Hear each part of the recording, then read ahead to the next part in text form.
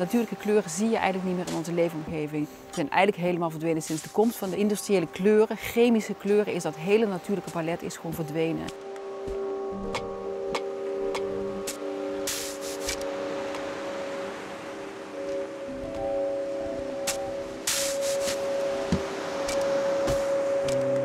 Mirjam en Ewel.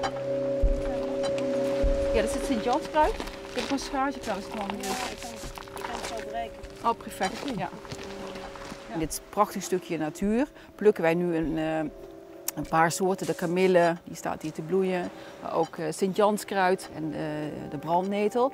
Dus waar we heel erg de nadruk op willen leggen is gebiedseigen kwaliteiten. Als je straks een kunstwerk hebt met de wol die lokaal is verkregen, planten die lokaal zijn. Als je de natuurschatten weer zichtbaar maakt, het waardeert ook. Dan ben je eigenlijk alleen maar afhankelijk van je eigen gebied.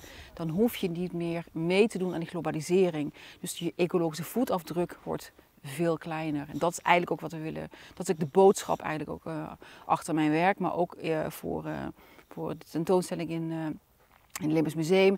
Dat we die gebiedseigenheid, dat we daar weer een appreciatie van voelen.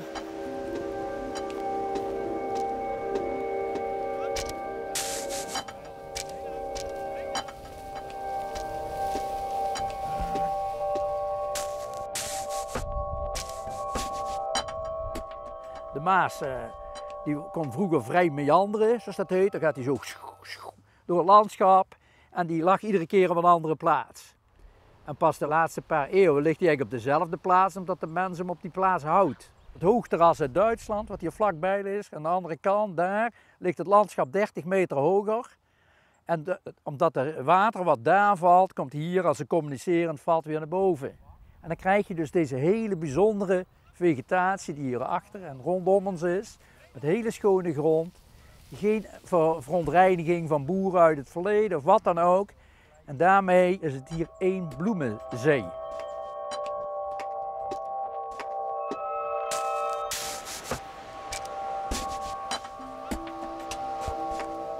Als wij niet met die kudde zouden komen, zou het hier helemaal dichtgroeien. Er zouden allemaal bomen komen. Je ziet die bomen hier en daar, kijk, daar staan er wel. Maar iedere keer als die schapen komen, snoeien ze die bomen terug en snoeien ze ook al die bloemen. En die bloemen die kunnen daar heel goed tegen, want die reageren daarop om opnieuw uit te lopen. En voor ieder afgeknaagd takje krijg je alleen maar meer bloemen. Ja, het bijzondere is dat wij dat nu doen met het schapenras wat hier al eeuwen heeft rondgelopen. Er werd ook wel de langstert genoemd of het Maasschaap. En dat schaap dat was een soort onderdeel van dat landschap.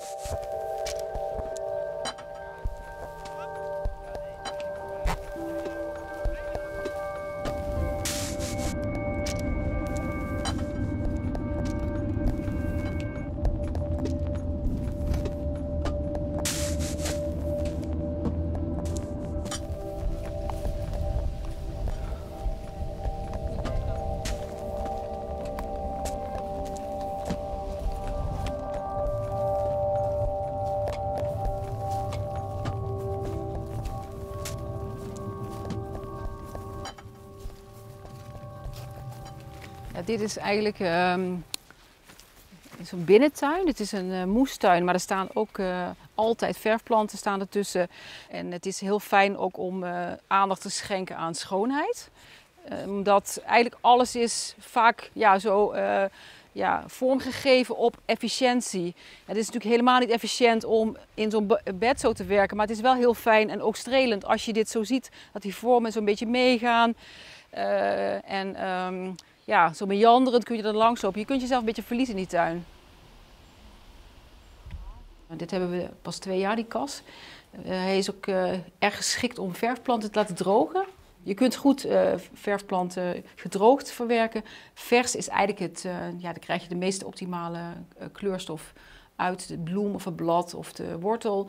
Maar soms is dat zoveel dat je het niet kan verwerken. Dus we drogen het eerst hier en dan wordt het eigenlijk opgeslagen. Waar haal je je kennis dan eigenlijk vandaan? Inmiddels heel veel gelezen, maar ook heel veel proefondervindelijk. Want de ene verfplant uit dit gebied geeft een heel andere kleur dan een verfplant uit een ander gebied. Maar ook bijvoorbeeld deze Reseda is heel erg gevoelig voor zonlicht. Dus het ene jaar heb je een recept wat je toepast op de opbrengst.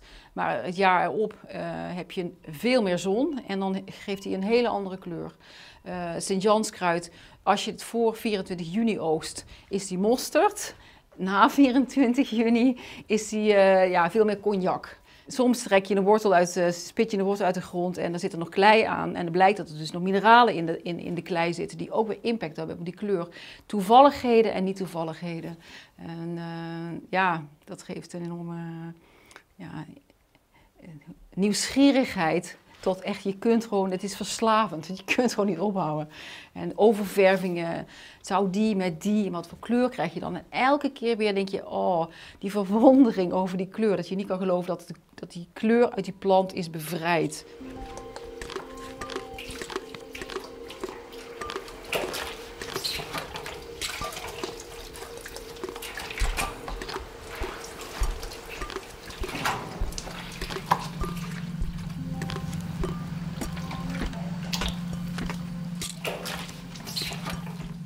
Is it an idea to show something of the magic? Maybe we show first with the spoon what it looks like in the vessel. Ja, dit is dus een indigo bad. Dit is eigenlijk de enige manier van plantaardig verven waarbij zuurstof reageert op kleur. Bij alle andere verfbaden gebeurt het in de pan. Hier gebeurt het als je hem eruit haalt. Dat is heel anders. Zo, het gaat er nu in. Ja, heel langzaam uit. Let op.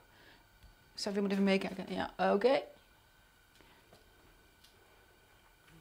Zie je hoe die blauw zeg maar, aan die vezel nu wakker wordt? Het gebeurt alleen maar door het contact.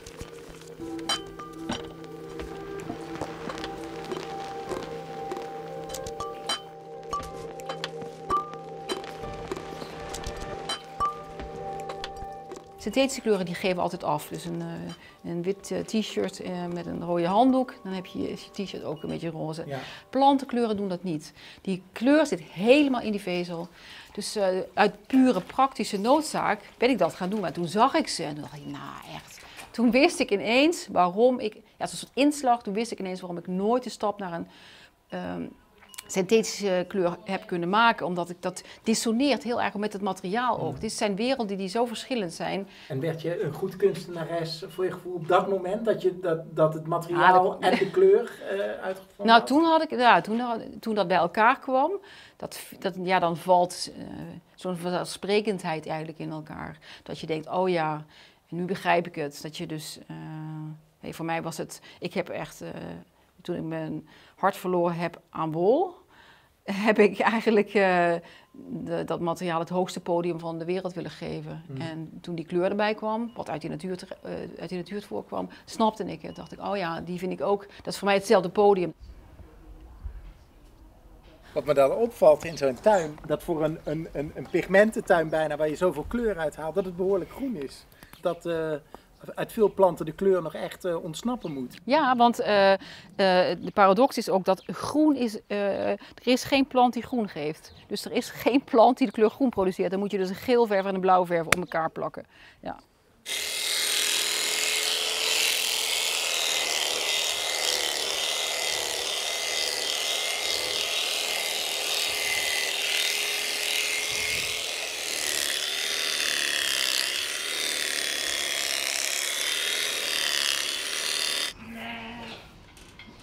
Nog niet zo lang geleden was de wol het belangrijkste materiaal om kleding mee te maken. En dan leefde men van de wol.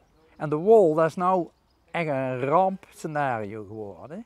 Iedereen heeft natuurlijk heel veel synthetische kleding, veel katoen ook wel. Heel veel synthetische kleding, dus de wolmarkt staat al jaren onder druk. Dat is een probleem.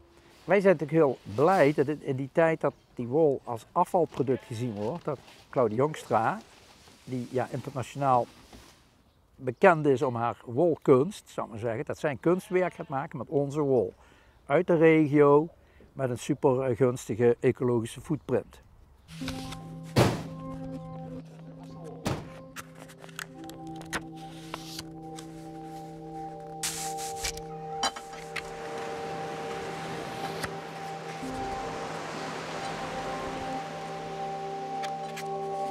We zijn dus nu met de laatste bezig, Tidal, de blauwe. Jullie zien allemaal gekamde, gekaarde materialen.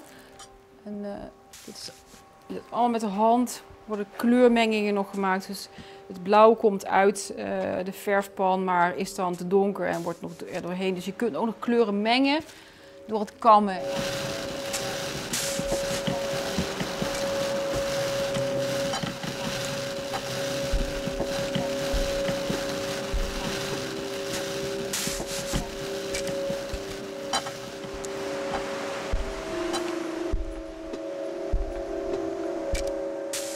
Doordat wij heel veel in Amerika werken en daar veel lezingen geven, zeiden mensen op een gegeven moment, ja, je bent een kleuractivist. En de kleur is eigenlijk het gereedschap om dingen in beweging te zetten. Dus impact op landschap, op scholing, op curricula. Dus eigenlijk is wat je doet, maar dat had ook iets anders kunnen zijn. Wil je toch een beetje mensen misschien wel radicaal wakker schudden om de dingen, op een andere manier naar de dingen te kijken. Langer, duurzamer, met toch een gevoeligheid voor die cultuurhistorie. Want dat vind ik eigenlijk heel belangrijk, dat we dat niet vergeten.